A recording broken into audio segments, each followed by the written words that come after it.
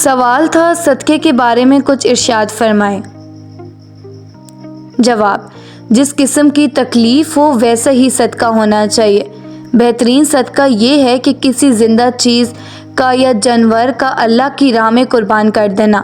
آپ لوگ صدقے کا مفہوم سمجھ لیں کہ صدقہ کس سے کہتے ہیں۔ صدقہ یہ ہے کہ آپ سے کچھ مال نکل کر ان کے پاس کسی شکل میں جائے جن کے پاس مال نہیں ہے۔ صدقے کا مطلب صرف اتنا نہیں ہے کہ تکلیف جو ہے وہ رفع ہو جاتی ہے، کہ آپ کی طرف سے کوئی چیز جو ہے وہ ہیو ناٹ محروم لوگوں کے پاس جانی چاہیے، بس یہ صدقہ ہے۔ آپ اگر کسی غریب کو دیکھو تو اسے لباس کا صدقہ عطا فرما دو، یعنی وہ لباس جو آپ نے زیب تن کیا ہو، تو اس سے آپ کا تن آسان ہو جاتا ہے، وجود صحت مند ہو جائے گا۔ تو لباس دینا بھی صدقے کی ایک شکل ہے۔ کسی کو نقد پیسہ دینا بھی صدقے کی ایک قسم ہے۔ تعلیم سے محروم ہو رہا ہو، آپ کم از کم 4 سال یا 5 سال کے لیے اس کا وظیفہ لگا دو تاکہ وہ اپنی تعلیم پوری کر سکے، تو یہ بھی صدقہ ہے۔ آپ لوگ یہ چھوٹے چھوٹے کام کیا کرو، یہ صدقہ جاریہ ہیں۔ مثلا آپ نے ایک آدمی کو کتابیں لے کر دیں تو یہ بھی صدقہ جاریہ ہے۔ کسی کو بکرا مرغا ذبح کر کے کھانے کے لیے دے دیا تو یہ بھی صدقہ ہے۔ غصے کی موجودگی میں کسی کو معاف کر دینا بھی صدقہ ہے۔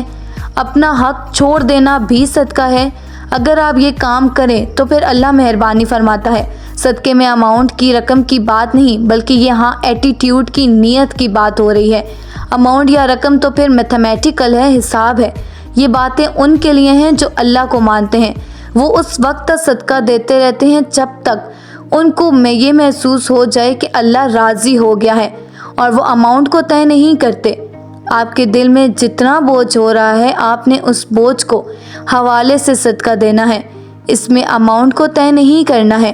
آپ یہ بات یاد رکھیں کہ ایک بزرگ نے اونٹ ذبح کر کے لوگوں کو دے دیے، پھر گائیں ذبح کر کے دے دی، بکرا ذبح کر کے دے دیا، مگر کچھ نہ ہوا، تو پھر انہوں نے اپنے غصے کو ذبح کر دیا۔ تو یہ صدقے کا طریقہ ہے کہ جیسے آپ کو کوئی تکلیف محسوس ہو رہی ہے، یہ اس حوالے سے ہے کہ اس میں نیت اللہ کے قریب جانے کی خواہش ہے۔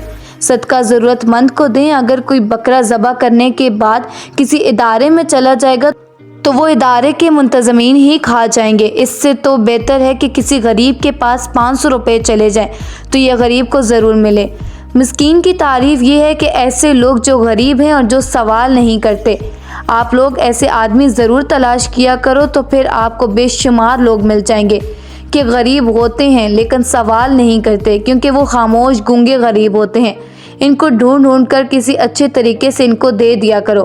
اس طرح آپ لوگ اپنی زندگی کو خوشگوار بناؤ۔ آپ کے پاس جو صفت ہے سب سے بڑی، اس میں سے لوگوں کو دو۔ لن تنالوا البر حتی تنفقوا مما تحبون۔ تو آپ وہ چیز قربان کرو جو آپ کی محبت والی چیز ہے۔ حضرت ابراہیم کو اپنے بیٹے سے بڑی محبت تھی اور اللہ کی راہ میں اسے قربان کرنا پڑا۔ تو جس چیز کو آپ محبت رکھتے ہو وہ چیز اللہ کی راہ میں نثار کر دیں۔